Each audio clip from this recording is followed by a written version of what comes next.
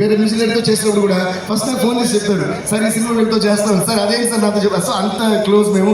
Ravi sir thank you sir, Naveen sir thank you, Cherry sir thank you for you guys are the biggest patience. And ఈరోజు ఈ పుష్ప 1 కానీ పుష్ప 2 కానీ ఈ రేంజ్లో వరల్డ్ లెవెల్లో ఉందంటే అల్లు అరవింద్ ఇంకా చెప్పినట్టు right from the horse's mouth Allu Aravind గారే బ్రాండ్ చేశారంటే మైత్రి అనే బ్రాండ్ ఇంకా ఎంత పెద్ద బ్రాండ్ మీరు ఆలోచించుండే. So thank you so much for all for everything. And ముఖ్యంగా ఇంకో మనిషి గురించి నేను మాట్లాడాలి, మా లిరిక్ రైటర్ చంద్రబోస్ గారు. ఎందుకంటే పుష్ప 1 సాంగ్స్ కానీ పుష్ప 2 సాంగ్స్ కానీ ఇంత పెద్ద హిట్ అవ్వడానికి కారణం, ఎప్పుడు కూడా ఒక పాట హిట్ అవుతుంటే మ్యూజిక్ మాత్రమే కాదు, దానిలో వచ్చే ప్రతి పదం ప్రతి వర్డ్.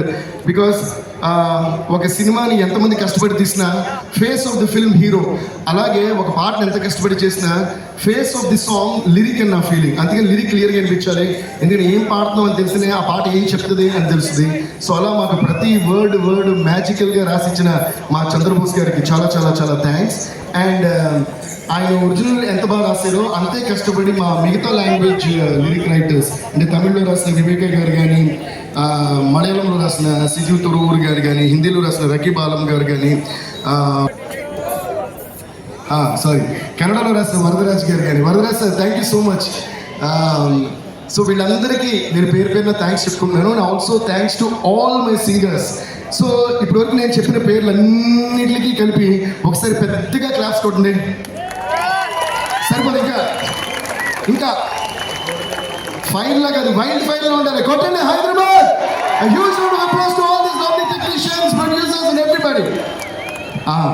ఎందుకు ఇప్పుడే క్లాప్స్ కొట్టమనంటే నెక్స్ట్ నేను చెప్పబోయే పేర్లకి క్లాప్స్ కొట్టమని నేను అడగక్కర్లా, మీరే కొడతారు కాబట్టి. టెక్నీషియన్స్కి మేము ఇప్పుడు కొంచెం క్లాప్స్ కొట్టడం మీకు కూడా వాళ్ళు ఎవరో తెలియాలి కాబట్టి అని చెప్పాను. So thank you so much.